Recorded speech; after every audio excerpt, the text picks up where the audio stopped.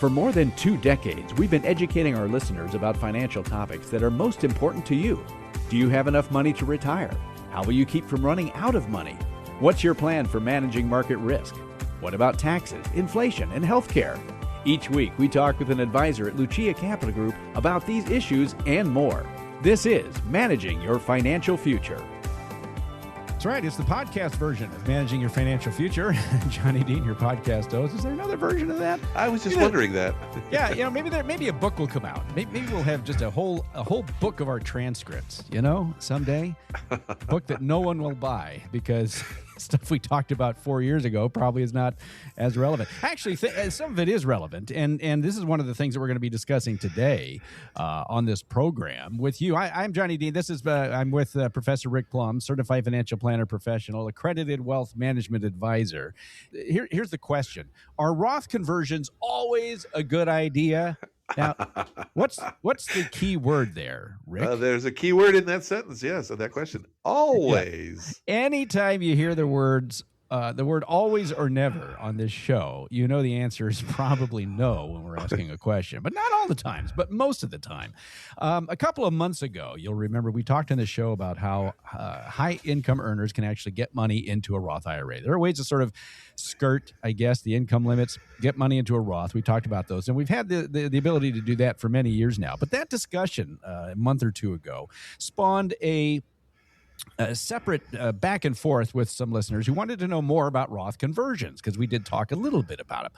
And I ran across an article recently. I don't have it here in front of me, so I can't cite it. I apologize for that. But the article summarized the whole Roth conversion debate, if you want to call it that, with some key points. And it had to do with what they call the economic reality of a Roth conversion. And I'll take 30 seconds and read just the very simple part of this. What they said, every Roth conversion, regardless of size or strategy, shares 3 unavoidable characteristics. First, the tax payment is immediate and irreversible. Once paid, the tax cannot be recovered or recharacterized. The capital used to pay the tax no longer compounds for the investor. That's first.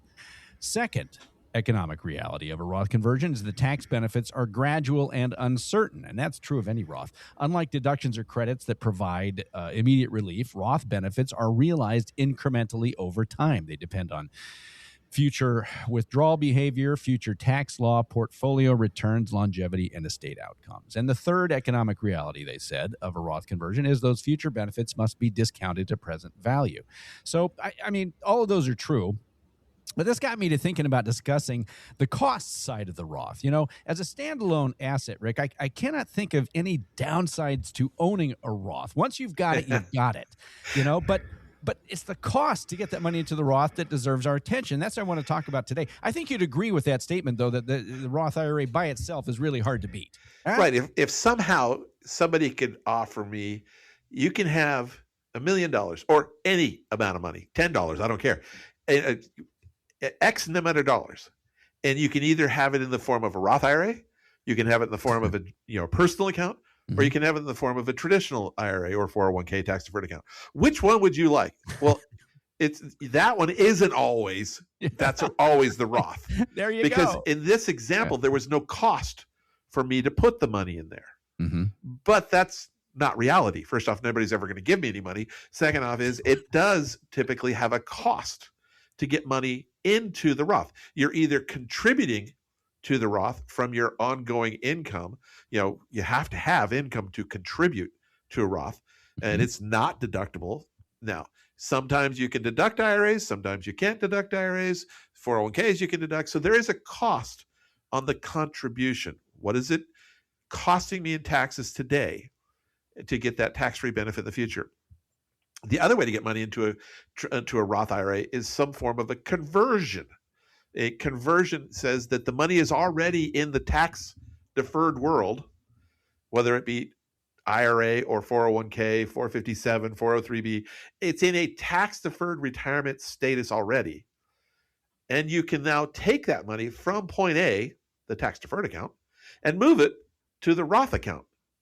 There is a cost to doing that. That movement, and as the article very succinctly said, is an immediate taxability and is irrevocable. You cannot undo it. We have not been able to undo it for 15 years now. And they used to call it a recharacterization, I guess. Is that Yeah, what we they do called it? not have the ability to say, oops, I want to do that again. Conversions, once they go from point A to point B, cannot be undone. Yeah, So we and have to know the cost of doing it Mhm. before we do it, or we should know the cost of doing it before we do it, because you want to know how it's going to affect you. Well, and that's why this idea of Roth conversions is the decision is more important, I think, than it used to be, because you could do it before and then you could say, it's probably not a good idea, and you could take it back after a certain with a time limit, of course. But yes, you could undo it or recharacterize it. They called it back then, but you can't do that anymore. So this is why this discussion, I think, is important. And so we're not here to say there are bad things about the Roth. That's why I said at the beginning we love Roth IRAs. Oh yeah, we love it. Take one every single time. And on the contribution side, it doesn't feel like there's as big of a cost to it. I think generally because, well, first of all, you've only got $7,500 of contribution. Well, not necessarily true, because we have the contribution to a traditional IRA and Roth IRA sitting at $7,500 for 2026. It did go up a little bit, didn't it? Mm-hmm. Yeah. But we also have, in many cases, the ability to contribute to traditional 401k or Roth 401k, and those limits are much higher, 24.5 this year. And so there is an issue there. And this is where when you hear the words, and there's so much in print, and when you read about it, Roth conversions are great. We should convert over the next 5 years, put your $1 million, convert 150,000 a year over the next 6 years and be over there, and convert every penny to Roth. I don't agree with that, first off. Now, I was talking to somebody just a couple weeks ago now. They were talking about, should we contribute to the Roth 401k coming up for this 2026 year, or to the Roth, the traditional 401k? And these are people that are in their 50s. They unfortunately got a little bit late start, so they don't have millions of dollars sitting in IRAs, traditional IRAs already, or 401ks, that matter. And so we looked at what is the cost going to be, and what is your life going to look like when you start taking money out of the 401k or IRA at that point, if you roll it to an IRA. And they lived in California. They made combined about $400,000. Not a bad way to go, which puts them in the 24% federal income tax bracket. But it also put them in the California 9.3%, state income tax bracket. And so they were paying, a decent, 34%, 33% of whatever income they're making in taxes. So if they were to make a $10,000 traditional 401k contribution, they were going to save $3,300 in income taxes. On the other hand, if they didn't, they wouldn't be able to save that money. But if they put it into the Roth, they would have to come out of pocket $3,300, but then they would get tax-free distribution in the future. So the hard part is we can tell what the cost is today. The hard part is deciding what is the benefit in the future. Well, yeah, and this is going to bring up the first point of this article. And the question I had from this was that, a lot of people think Roth conversions are, as you're kind of saying, are just a bet on future tax rates. But that's kind of an oversimplification, would you say? It is, but it does have a lot to do with that, because we're also looking at life. Now, in this particular case, the reason I brought it up was these people lived in California, but they didn't expect to stay in California. They wanted to move away from California as soon as they retired in the next 10 years or so. Now, we don't know for a fact they're going to do that, but that's their plan. And when they move, they're moving to a place in their expectation that has a significantly lower state income tax. And we're looking at what their retirement income might look like in retirement. And in sheer dollar numbers, if you just look at the overall income, it looks like they may be marginally in the 22% bracket today, as of today's brackets. They'd be a little bit over $100,000 of taxable income.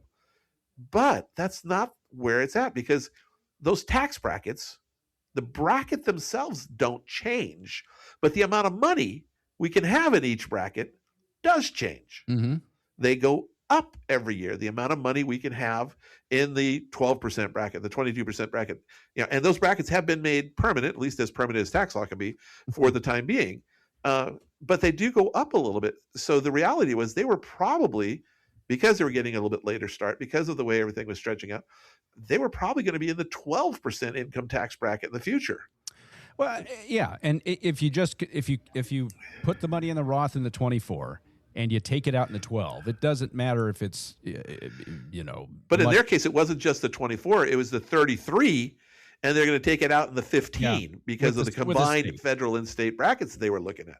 Yeah, now, that's true. I have no idea what the brackets are going to look like 10, 15 years from now. The state that they live in or the state that they want to move to may change, and they don't want to move there. They may want to move somewhere else, but they're looking currently at a state that has one of the highest income taxes.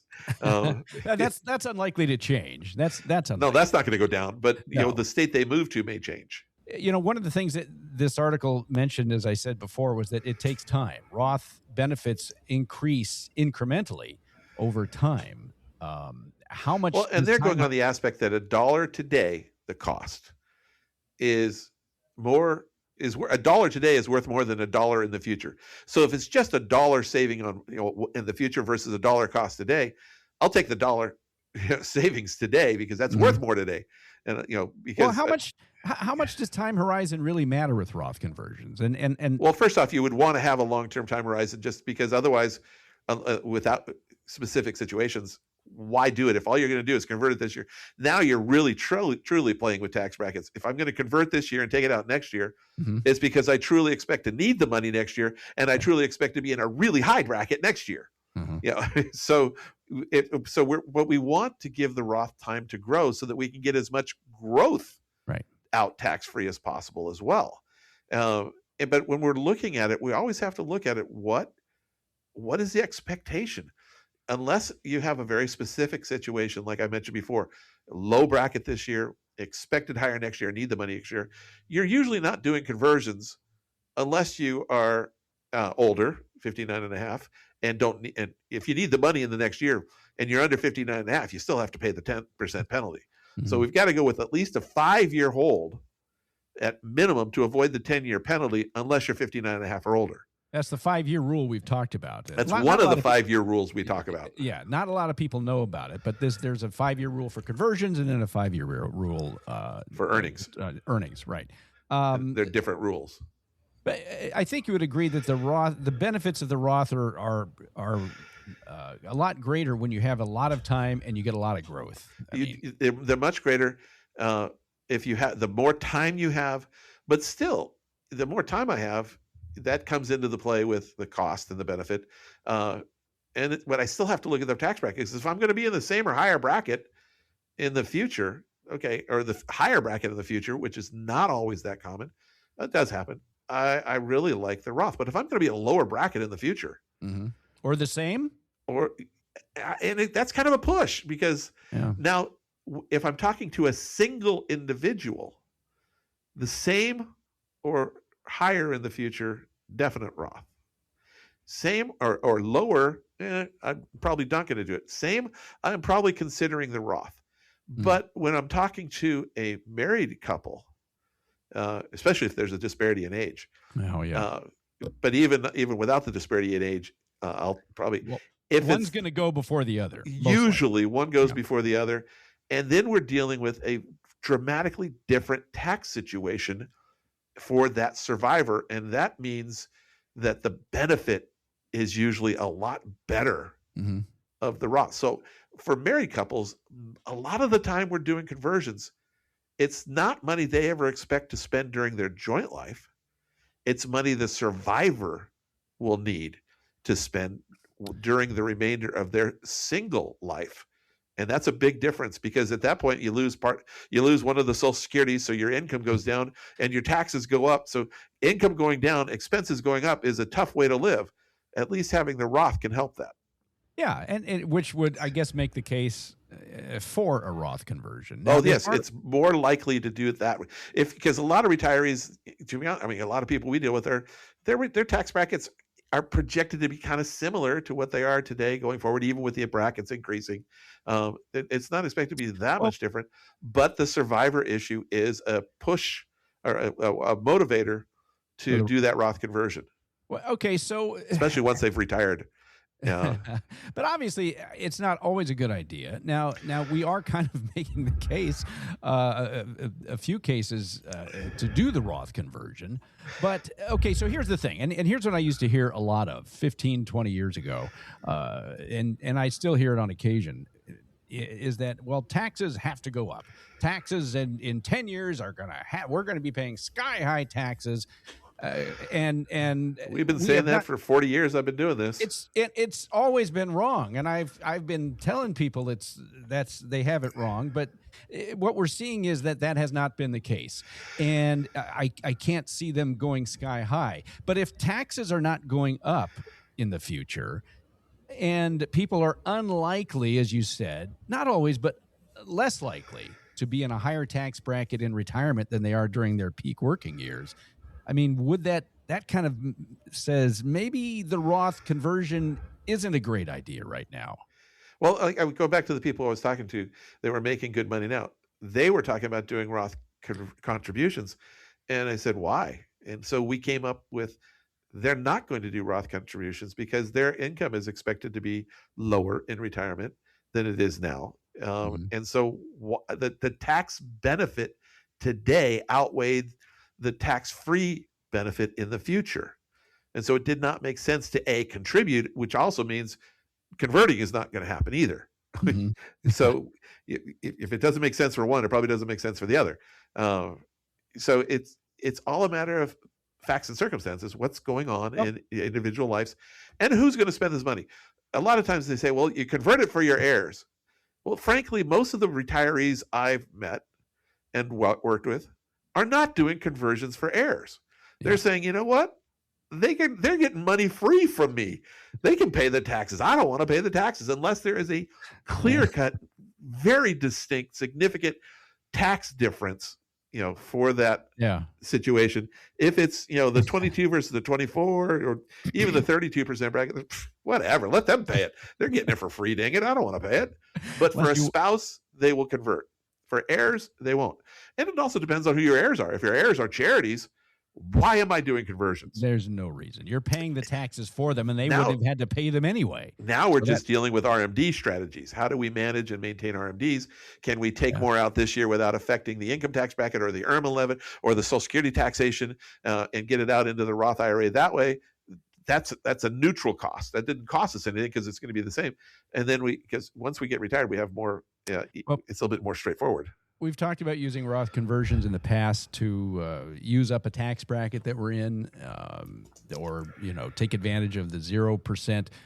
Do you see any downside in using up a tax bracket and at least getting some money into a Roth? Oh, I think that's wonderful. If you can do it, this goes back to the cost benefit. Everything goes back to cost benefit. If I can do it with a cost that doesn't kill me, if I'm going to pay the cost anyway, I'm looking at, okay, I'm going to pay 22% on it if I take it out this year, and I'm not jumping IRMA levels. I'm not increasing my Social Security taxability.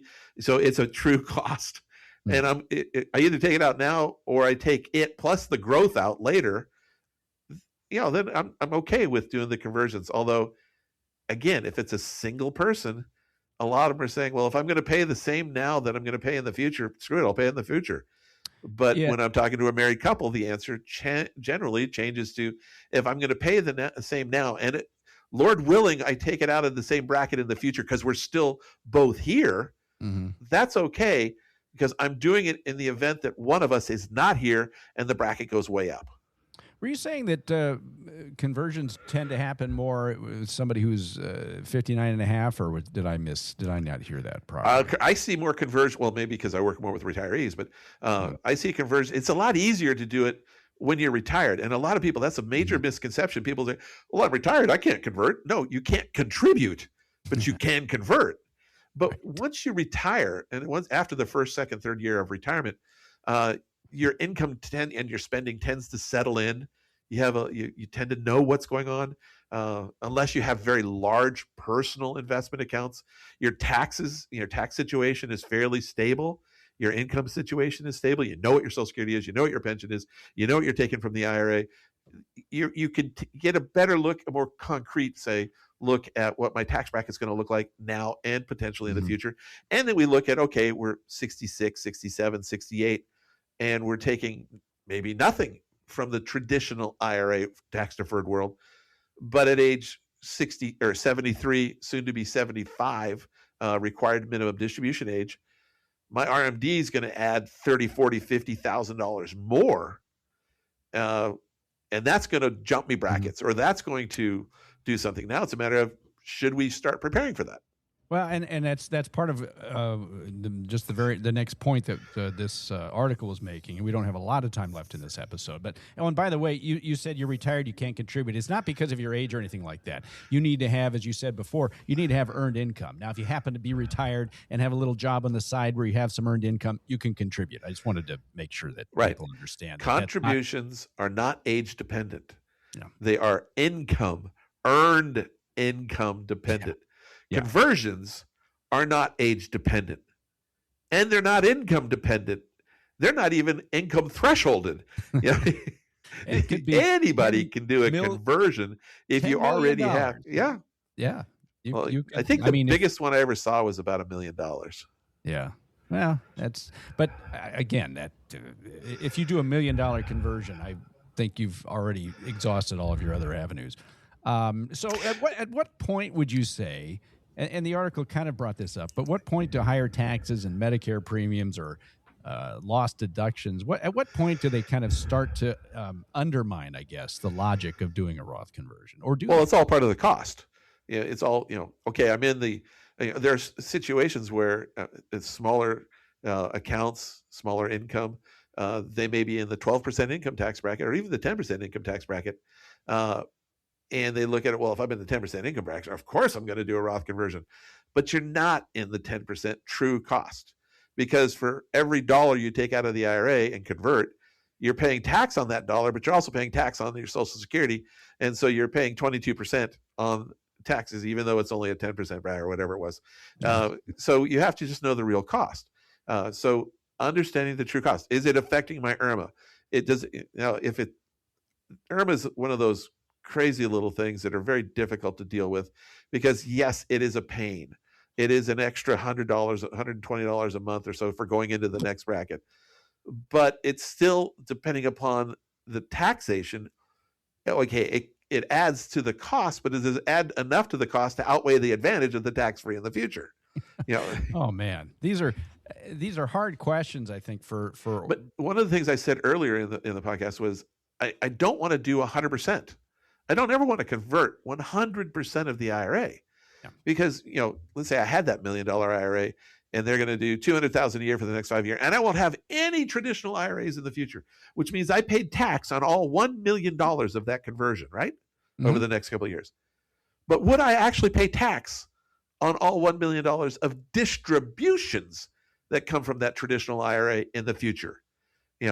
If I bring it down to $200,000, and all I'm doing is I'm either taking my required minimum distribution, which may be $8,000 to $10,000, $12,000 a year, along with distributions from the Roth, tax-free, doesn't affect anything, along with my Social Security. I may not be paying any, I probably won't be paying any taxes on that distribution. So why would I want to pay taxes today on a distribution that I'll probably not pay taxes on in the future? There's no reason to convert 100%, because we have the standard deductions. We have all these things that can help us have certain amounts of income, even from a traditional IRA, without paying taxes. There's no reason to pay taxes on 100% of an IRA conversion, to convert 100% of my IRA, when I could take some of that money out tax-free in the future anyway. Or if I plan on doing large QCDs, qualified charitable donations, why would I take the money out of the IRA? Again, bring it down to, if I'm going to make $10,000, $12,000 a year contributions, bring my IRA down to, okay, convert a big chunk of it. I'm not saying don't convert. I'm just saying don't convert 100% of it. Bring it down to $200,000, $250,000. And then my required minimum distribution is $8,000, $10,000, $12,000, as I mentioned before. And I had planned, I'm doing that to charity anyway, for whatever reason. I might as well pay no tax. Why convert it and then make a charitable donation when I can take it straight without paying any taxes? Yeah, that would be the worst move of all. Let's convert. You mentioned $1 million IRA. Let's convert a portion of it and then give it to charity. I mean, who's my ultimate beneficiary? Well, in that case, I mean, it's my ultimate beneficiary, and we do see people that have ultimate beneficiaries. A big chunk of their estates are charities. Mm-hmm. Leave the IRA to charity. Yeah. If we've got a good RMD strategy, we're controlling that. And you want to leave, you've got a $10 million estate, and you want to leave a couple $1 million to charity, and you leave, $8 million to your two kids, so they get $4 million each. Leave the IRA to charity. Leave the personal account, the properties, and everything that receives a step-up basis to the kids and the Roth IRAs, and leave the IRA to charity. Unfortunately, we see that backwards a lot. Yeah, that's what I was going to say. The stuff that you've talked about for the last couple of minutes is stuff that I really don't read anywhere unless you know where to look for it. So standard advice, people aren't necessarily going to find it, but they're going to find it here on this podcast. So the whole point of this, I guess, is to understand what you're doing before you do it. Wow, man. And like we said earlier, this is an irrevocable issue now, has been for the past decade or more. In the old days, we could play the game. Let's convert and then make up our mind later. We do not have that option anymore. They took it away from us, I think 15 years ago, 16 years ago. Yeah. So the day that you convert is the last day that you have a choice. Yeah, they found out we liked that recharacterization. Oh, we could actually do things in our favor. We could plan. We could, we could take away some of the unknown. Wasn't it also about the time that they got rid of the file and suspend, or was that afterwards? No, that was 14. That was 2014. Well, anyway, I think they got rid of the conversion thing in 2010, but I could be wrong. It was same general time. Close enough. Yeah, they were taking away a lot of our options, a lot of our fun. I like to say, just speaking of Roths, I love Roths. The Roth, which was established in 1998 for the tax year of 1998, was the last, I think, really, really good thing that benefited. It benefits really everybody, especially those who are not multimillionaires. And the fact that they did that I think that was the last time that they were charitable to us mega millionaires. Well, 1997, 1998, we got the new tax rules on the sale of a primary residence. Oh, was that? We got the Roths. We got a couple of things back then, and then they've been messing with it lately. Well, it was a good time for taxpayers. I guess we didn't necessarily know it, but yeah, that came out of the I think the election, right? It was an election in '98, but there was an election. It was in '97. Well, but anyway, it doesn't matter. I'm throwing out an editorial comment there, but it was good. But these are the types of things that I think that you need to think about. And if you've ever found yourself wondering whether a Roth conversion makes sense for your situation, or should you pay a big tax bill today? Is that buying you anything meaningful down the road? These are the kinds of conversations that you should be having with the Lucia Capital Group advisors. Roth conversions, you really need to understand the trade-offs. You have to understand what the timing is and what the decision really does for your long-term income, your flexibility, your potential tax payments, and all that stuff. So if you want to talk through this in more detail, you can talk to the advisors at Lucia Capital Group and Professor Rick Plum. Give them a call. It's 800-644-1150, 800-644-1150. Professor Plum heads up the financial planning department, and of course the entire team works together, reviewing plans and strategies and making sure the pieces fit together the way they should, because this stuff is complicated. I hope you follow this conversation. I mean, we try to keep it as simple as possible, but the process can be complicated. So it's a good idea to talk to an advisor about that. You can also visit luciacap.com, LUCIACAP.com. You find information on everything that we cover here, especially Roths. There's a lot of stuff on Roths. We got a library of free downloadable guides too. Don't forget that. You're looking for retirement income planning. We got guides on that, tax strategies, Social Security, estate planning, bucket strategy. Type any of those things into the search bar there at the upper right. Download the guide. Take your time going through it. There's a lot there.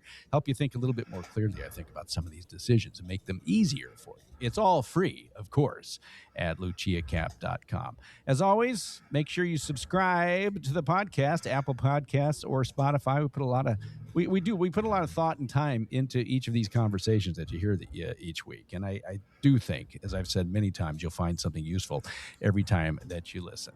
Rick, thank you so much. You're Appreciate welcome. it as always. Good to have you. For Professor Rick Plum, certified financial planner professional and accredited wealth management advisor, I'm your podcast host, Johnny Dean. Thanks for being here, managing your financial future. We'll do it all again next week.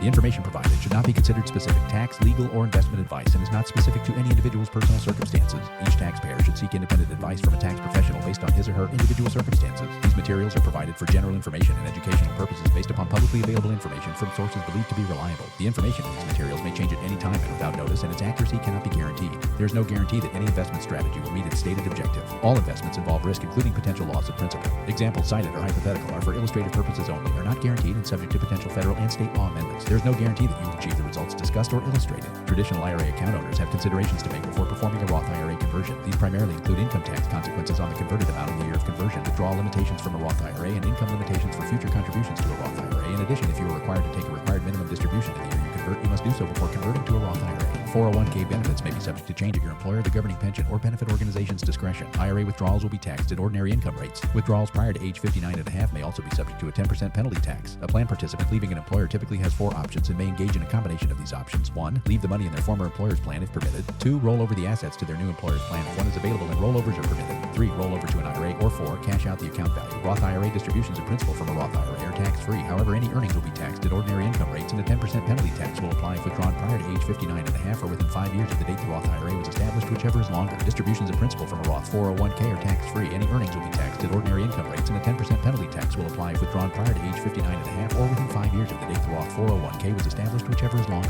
Your investment options are limited with the Roth 401k to those offered by the plan administrator. Charges and fees may be incurred. The information provided is based on current laws, which are subject to change at any time. Lucia Capital Group is not affiliated with or endorsed by the Social Security Administration or any government agency. Social Security rules can be complex. For more information about Social Security benefits, visit the SSA website at ssa.gov or call 800-772-1213 to speak with an SSA representative. Rick Plum is a registered representative with, and securities and advisory services offered through LPL Financial, a registered investment advisor and member FINRA SIPC.